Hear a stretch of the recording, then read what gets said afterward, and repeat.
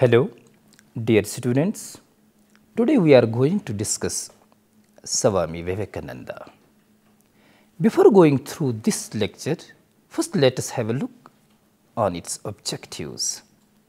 Firstly, understanding the general philosophy of Swami Vivekananda, and the next one, understanding the educational philosophy of Swami Vivekananda. Vivekananda, who is rightly regarded as one of the most prominent architects of modern India. Vivekananda, whose real name was Narendra Nath Datta, was born in Kolkata. His inquisitiveness and sense of inquiry was evident from his formative years. So was his compassion for others. After inheriting religious temperament and far-sighted intelligence from his father, he took interest in history, literature, and philosophy in his early age. Herbert Spencer and J.S. Mill happened to be his favorite philosophers, and Wordsworth as his favorite poet. It was in the company of Sri Ramakrishna Paramhansa that he got initiated into the saintly order and got the title of Swami Vivekananda. He spread the message of his guru, that was actually the principle and practice of Vedanta, in Asia, Europe, and America. Swami Vivekananda explained the philosophy of Vedanta to the American and European public. He was the most prominent among the spiritual ambassadors ever sent by India to foreign countries. Vivekananda had full sympathy for the poor and downtrodden, and he wanted to teach Vedanta to everyone without any distinction of caste, color, creed, or sex. To him, no religion was inferior to any other. So he wanted everyone to remain in his own religion. Vivekananda had a firm faith in the unity of Godhood and the deeper unity of all religions. The real substance of all religions lies in their principles, and it is there that unity of all religions can be seen.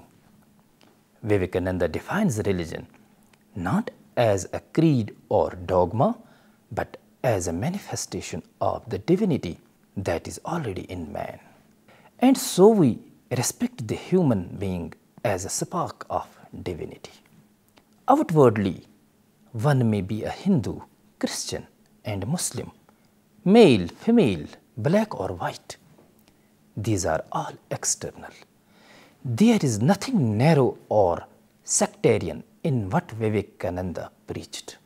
As a philosopher, he proved that the ancient philosophy of Vedanta could successfully meet the challenges of today and solve the modern problems very effectively.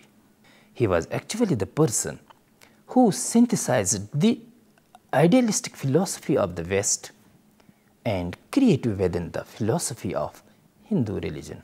He preached universal brotherhood and interpreted humanism in his idealistic manner.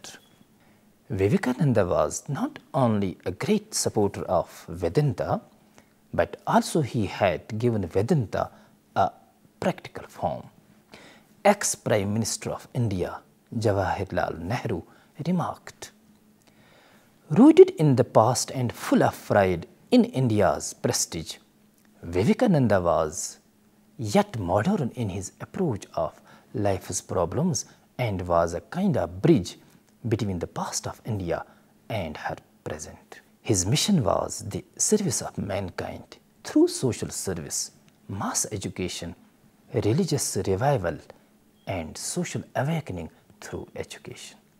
His life was a confluence of the Oriental and the Occidental, the past and the future, the traditional and modernity, religion and science, and spirituality and education. He was the architect of the spiritual bridge that connected the East and the West, a bridge built on the central truths of the Vedanta philosophy.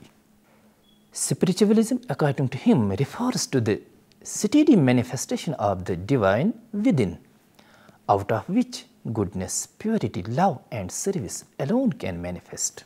He has placed before us constructive ideas and philosophy for the regeneration of India and world through a perfect system of education. His dynamic ideas and philosophy of education was based on the nectar of Vedantic vision of the innate divinity of human beings, which would lead to human growth, development and fulfillment. He tried to make every Indian feel proud and declared, "The background, the reality of everyone is that same eternal, ever blessed, ever pure and ever perfect one.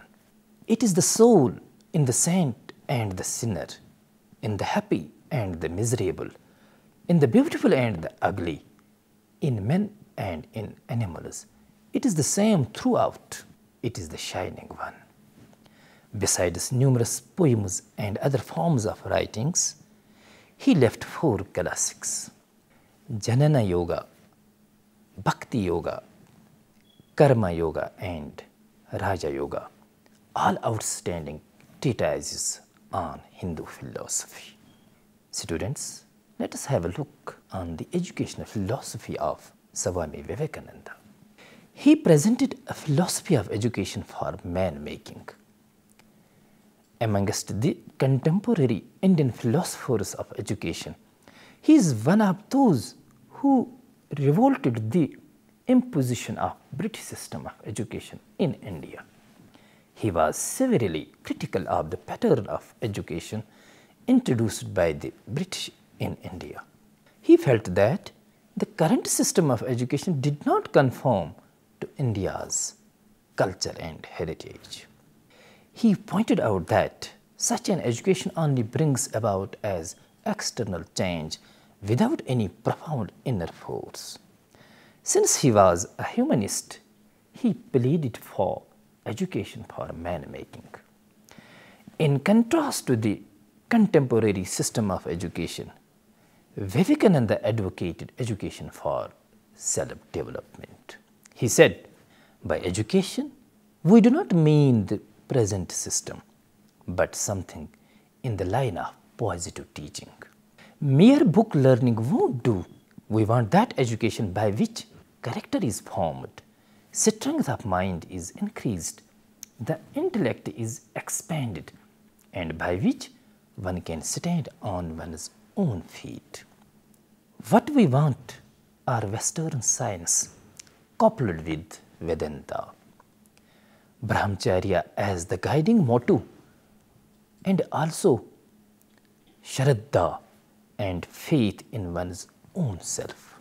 These words by Vivekananda represent the characteristic Indian definition of education.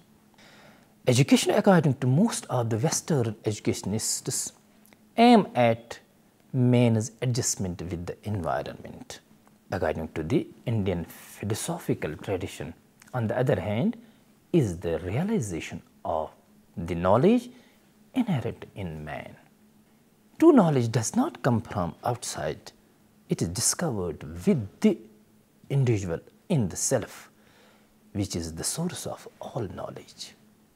To quote Vivekananda again, "All knowledge that the world has ever received comes from the mind. The infinite library of the universe is in your mind. The external world is only the suggestion, the occasion which sets you to steady your mind." The falling of the apple gave suggestion to Newton, and he steadied his own mind. He rearranged all the precious links of thought in his mind and discovered a new link among them, which we call the law of gravitation. Thus, according to Vivekananda, the function of education is the uncovering of the knowledge hidden in our own mind. Education is the process of self-development. He again says, you cannot teach a child any more than you can grow a plant. The plant develops its own nature. A person's education is not judged by the number of books he has read, but by the thickness of the cover of ignorance on his mind. The thicker is the cover, the greater is the ignorance. As the light of the knowledge dawns, this cover of ignorance gradually shatters. The teacher's job is to uncover knowledge by his guidance. His guidance makes the mind active, and the educand himself unveils the knowledge lying within him. According to Swami Vivekananda, education is a liberating force. It liberates a person from negative tendencies and ignorance about one's real life. In Indian tradition, Vidya, that is knowledge, is posited as antithetical to avidya, that is ignorance. And it ought to culminate in Atma Vidya, that is knowledge of the self, to be complete. The pursuit of both worldly and spiritual knowledge for holistic living and for gaining immortality is emphasized. Learning is not an end in itself, but only a means to help a person grow into self-consciousness, to make him realize the ultimate ones of life, a fact so logically explained by Vivekananda. The ideas given by him were pregnant with deep philosophical value. It relates to the development of the total man, and not just the outer man of flesh and blood, but the inner man of flesh and spirit, extending towards the infinite world beyond space and time. The nucleus of Swami Vivekananda's ideas does not lie in religion and theoretical doctrine and dogmas, but in the real nature of man he described as inherently divine. Vivekananda seems to agree with Froebel when he states that education should be conducive to the harmonious unfoldment of a person's life, and that the evolution of nature reveals itself in the evolution of the human mind. Again, like Froebel, he stressed the integrated development of human beings who can lead a life of harmony and peace. Swami Vivekananda says, we want to become harmonious beings who can lead a life of harmony and peace.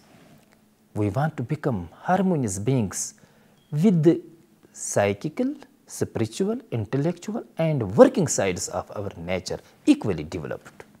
His philosophy of education has been supported by that of Tagore, when he also opined that the highest education is that which does not merely give us information but makes our life in harmony with all existence. Students, let us discuss the aims of education. The aim of reaching perfection. The main aim of education is to achieve extensive perfection already in man. Vivekananda opined that all material and spiritual knowledge is already present in man, covered by the curtain of ignorance. Education should tear off this veil and bring the individual to the level of self-actualization. Nextly, he supported the fulfillment of Swadharma as one of the aims of education. He accepted the idea of Swadharma in education. Everyone has to grow like himself. No one has to copy others. True improvement is self-inspired. There should not be any type of external pressure on the children. External pressure only creates destructive reactions, leading to obstinacy and indiscipline. In an atmosphere of freedom, love, and sympathy alone, the child will develop courage and self-reliance. The child should be encouraged to stand on his own, to be himself. Hence, Vivekananda suggests us, if you do not allow one to become a lion, he will become a fox. So it is obvious that education should be modified to meet the individual needs of each child. Everyone should be given equal opportunities to develop according to his or her own inner nature. Freedom of growth. According to Swami Vivekananda, freedom is the first requirement for self-development. The child should be given freedom to grow according to his or her own nature. Vivekananda said, you cannot teach a child any more than you can grow a plant. All you can do is on the negative side. You can only help. You can take away the obstacles, but knowledge comes out of its own nature. Loosen the soul a little so that it may come out easily. Put a hedge around it. See that it is not killed by anything else, and there your work stops. You cannot do anything else. The rest is a manifestation from within its own nature. The teacher should not exert any type of the external pressure on the child. The child should be helped in solving their problems himself. The teachers should have an attitude of service and worship. Education ultimately aims at realization. It is a means to the establishment of a fraternity of mankind. Character formation is one of the most essential aims of education. According to Vivekananda, the character of any man is but the aggregate of his tendencies, the sum total of the bent of his mind. As pleasure and pain pass before his or her soul, they leave upon it different pictures, and the results of these combined impressions is what is called a man's character. The educators should present high ideals before learners. The best way to develop the character is the personal example of high character set by the teacher. For character development, Vivekananda emphasized on the practice of brahmacharya, which fostered development of mental, moral and spiritual powers, leading to purity of thoughts, words and deeds. According to him, the students should be trained to work hard, formulate good habits and learn from mistakes. This character formation requires traits such as thirst for knowledge, perseverance, faith, humility, submission and veneration, etc. According to Vivekananda, without faith, humility, submission and veneration in our hearts towards teachers, there cannot be any growth in us. The true teacher is he who can immediately come down to the level of his students and transfer his soul to the student's soul and see through and understand through his mind. Again, developing the child physically and mentally too was emphasized by Vivekananda as an aim of education. Physical and mental development of the child was stressed so that the child, after completing his or her education, can become able to promote national growth and advancement as fearless and physically well-developed citizens of tomorrow.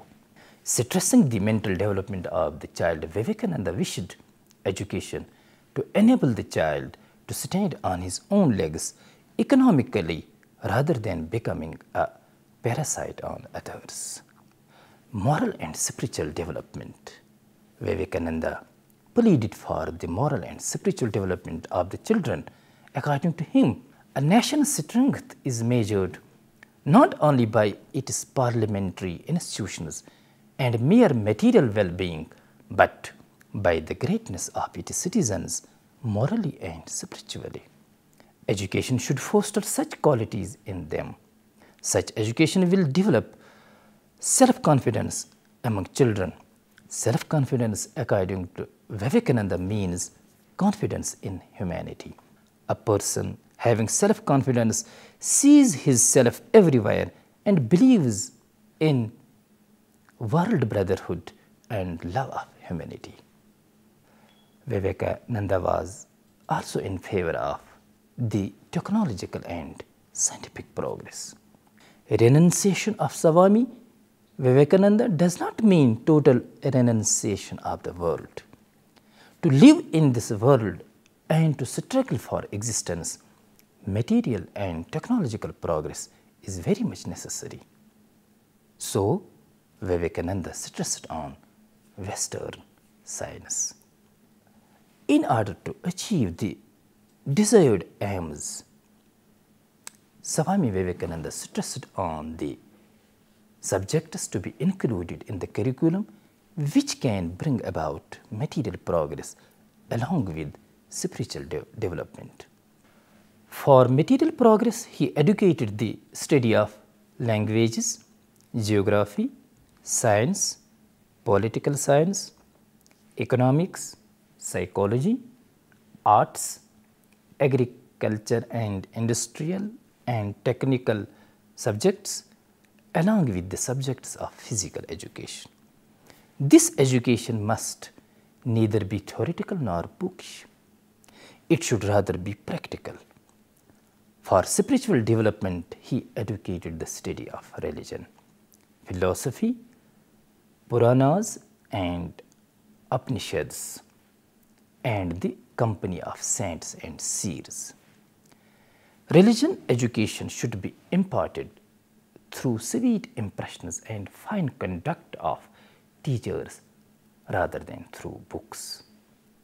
Regarding the methods of teaching, he prescribed the same ancient methods of instruction which were in practice in Gurukulas. In that system, Guru and his disciple lived in close association like the members of a family. These methods included: number 1, practice of yoga for controlling mind and emotions. Number 2, deep meditation for the development of mind. Third one, it is self-learning. Guru will work as a guide only. Number 4, activities for developing creative potentials.